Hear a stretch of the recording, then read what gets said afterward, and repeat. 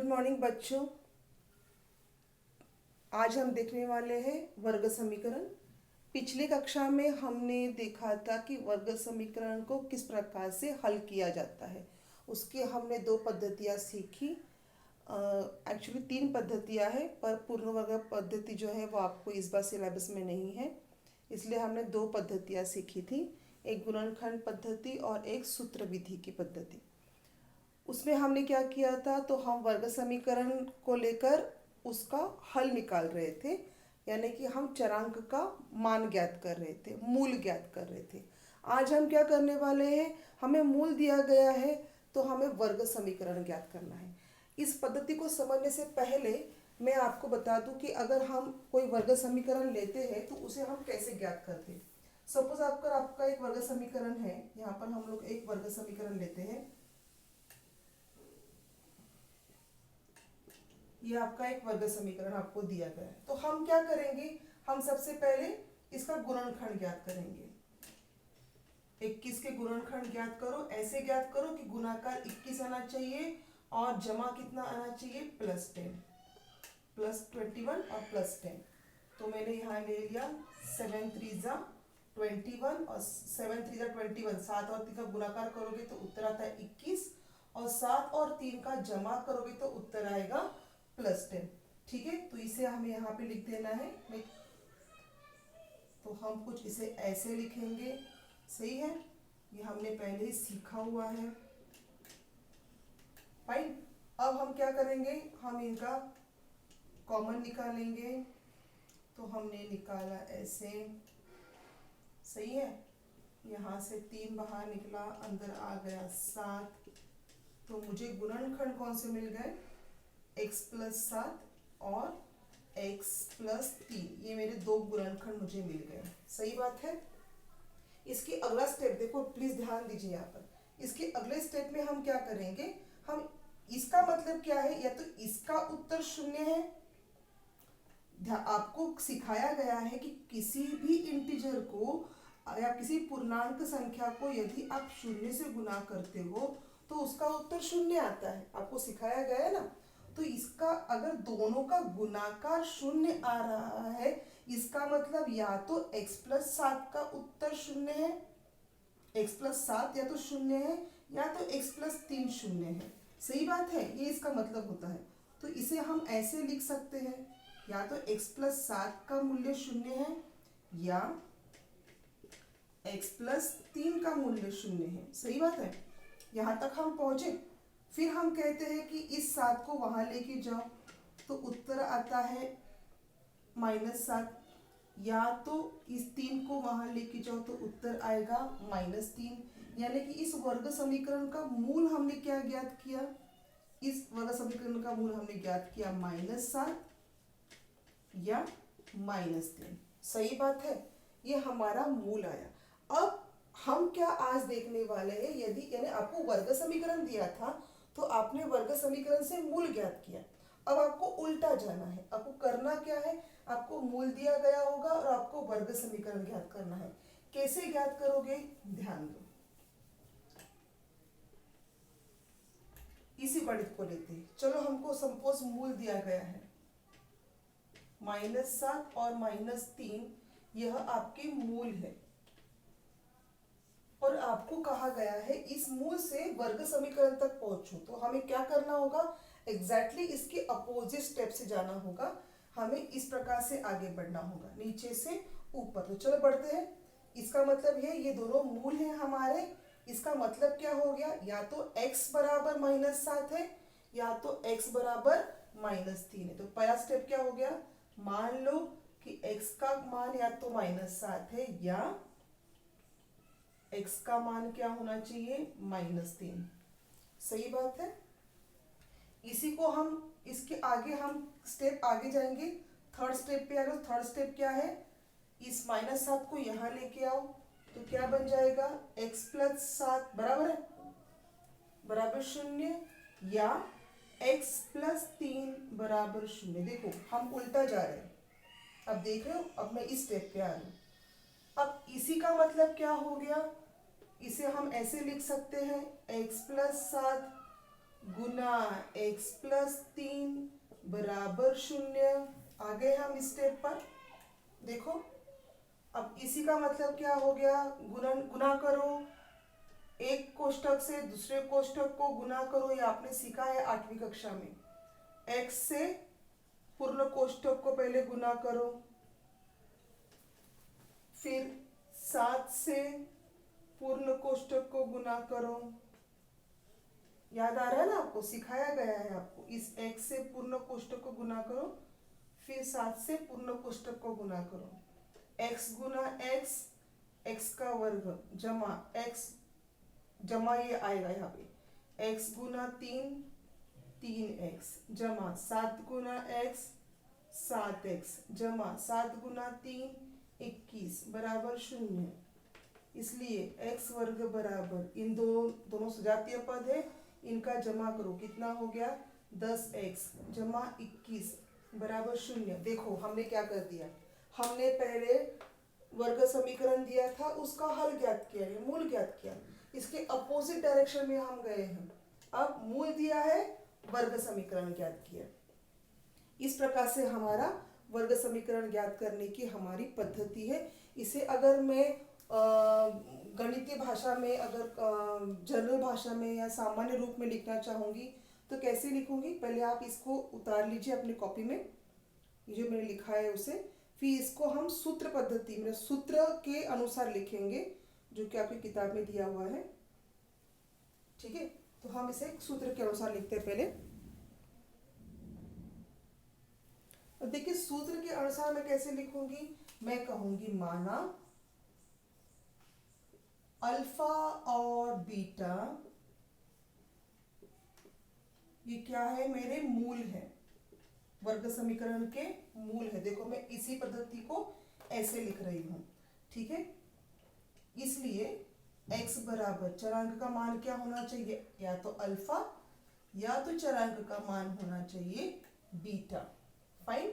अब third step क्या है मेरी, इसलिए x, ये अल्फा यहां से यहां चला गया तो क्या हो गया, प्लस है तो बन गया माइनस 0, या x माइनस बीटा बराबर 0। आ गए हम इस स्टेप में। अगेन आगे, तो ये दोनों भी यदि 0 हैं तो इन दोनों का गुणाकार भी क्या होना चाहिए, 0 होना चाहिए। x माइनस अल्फा और x minus beta is equal to 0। सही बात है। दोबारा कोष्ठक को कोष्ठक से हल करो, x को पूरे कोष्ठक से हल करो, फिर माइनस अल्फा से पूरे कोष्ठक को हल करो।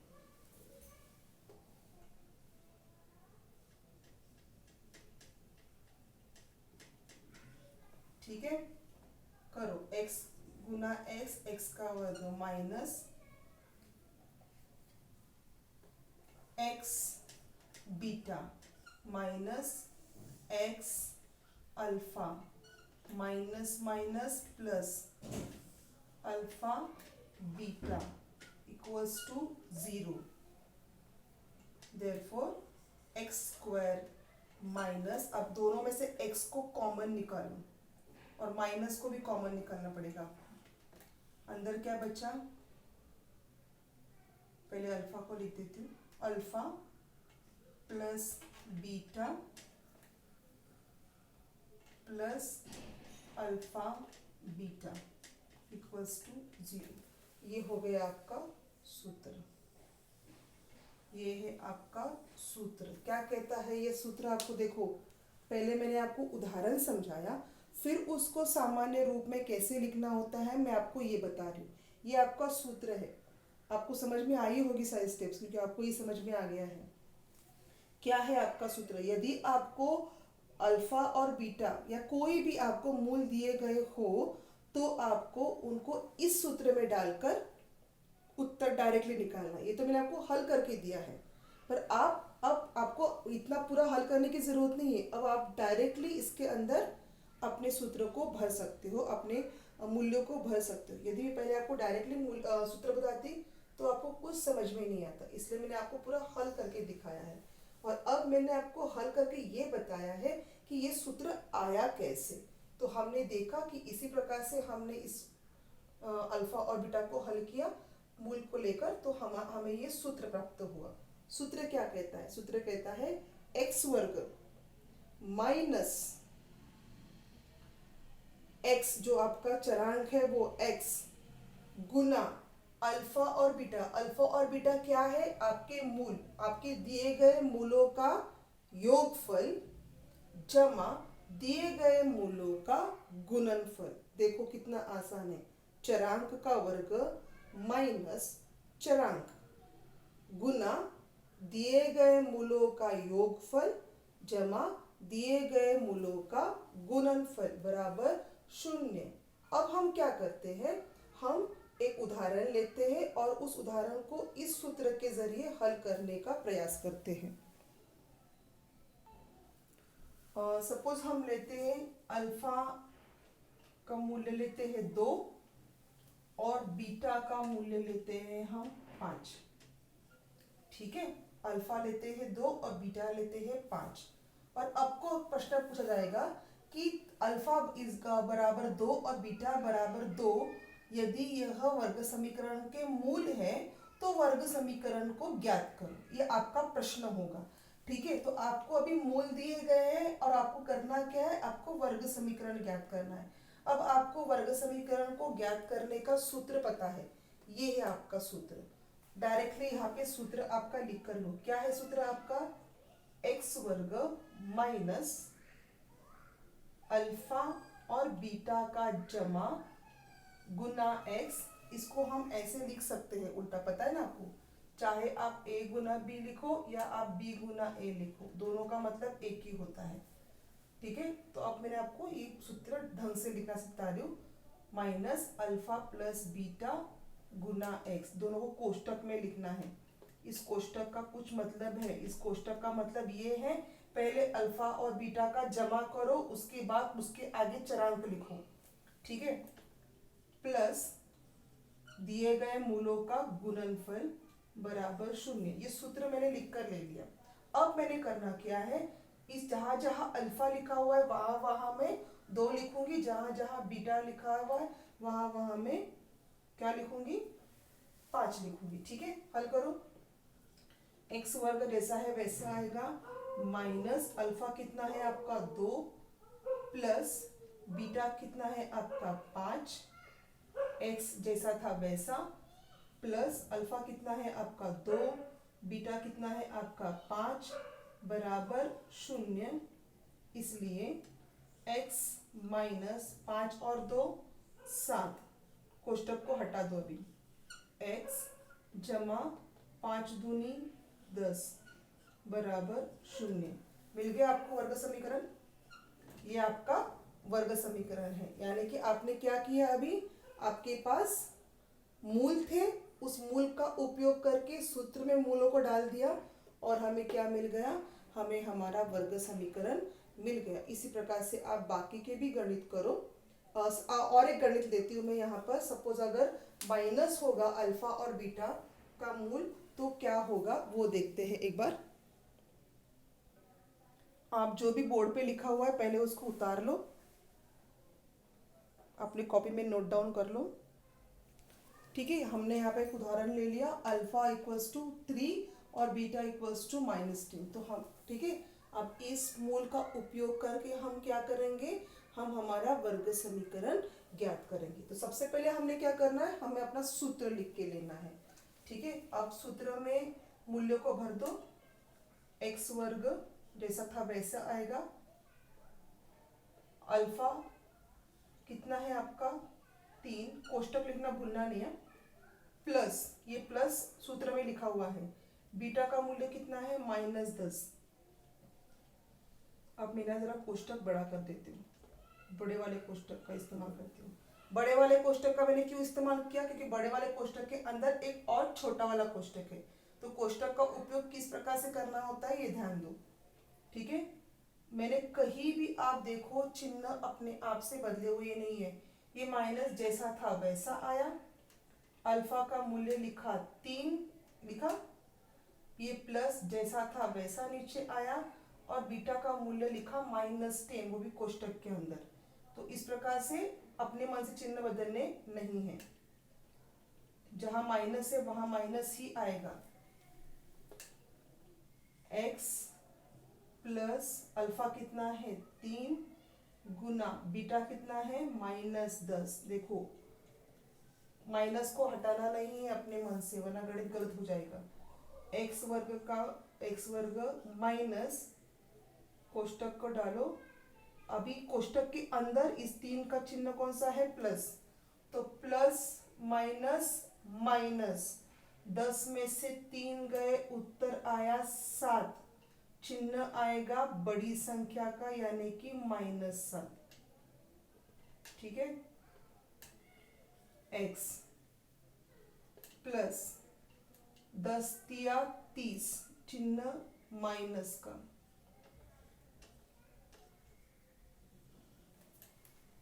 आ जाओ इधर, x वर्ग minus minus plus 7x plus minus minus 30 बराबर 0। इस प्रकार से हमने दिए गए मूलों से वर्ग समीकरण हल किया। कैसे किया आपको समझ में आया होगा। मैं शुरुआत में ही आपको इस पार्ट के इंटीजर्स के प्लस माइनस का गुणाकार और जमा कैसे करना होता है ये सिखाया था। आपको वो याद आ रहा होगा, नहीं याद आ रहा होगा तो दोबारा वीडियो देखिए, आपको समझ में आ जाएगा। और हमने अब उसी देखो उसका उपयोग यहाँ पे हो रहा है, कहाँ पर प्लस माइनस माइनस करना है, कहाँ पर बड़ी संख्या का चिन्ह देना है, गुणाकार और जमा करते वक्त कैसे नियमों का उपयोग करना है, ये सब आपको यहाँ पे बहुत काम में आएगा। इस प्रकार से हमने दिए गए मूल से वर्ग समीकरण ज्ञात किया है। और आपके होमवर्क होगा कि आप आगे जो 2.5 में जो दिए गए गणित हैं, प्रश्न क्रमांक 4 है शायद, वो आप पूरा करो। उसके बाद 2.5 में 2 और 3 जो है वो भी आपको करना है। 2.5 में जो आपको मैंने सिलेबस दिया हुआ था उसके अनुसार 2.5 में प्रश्न क्रमांक 1 का तीसरा गणित नहीं है। और दूसरा एक मैं आपको दिखा दूँ एक बार, तो आप देख सकते हैं आपको 2.5 में का तीसरा गणित नहीं है सिलेबस में, कट किया है उन्होंने। ये पहला दूसरा गणित आप हल कर सकते हो, ये दूसरा और तीसरा ये भी गणित आप हल कर सकते हो। मैंने सिखाया है आपको किस प्रकार से विवेचक का मान निकालना है आपको। उसके बाद यहाँ पर पेज नंबर 50 पे आपने चौथा वाला गणित करना है। पांचवा और छठा गणित आपका कैंसिल है और सातवां गणित आपको करना है। के का मान कैसे ज्ञात करना होता है ये भी हमने ऑलरेडी सीखा हुआ है। ठीक है, तो आप इस प्रकार से अगले सारे गणित अपने होमवर्क के रूप में कीजिए।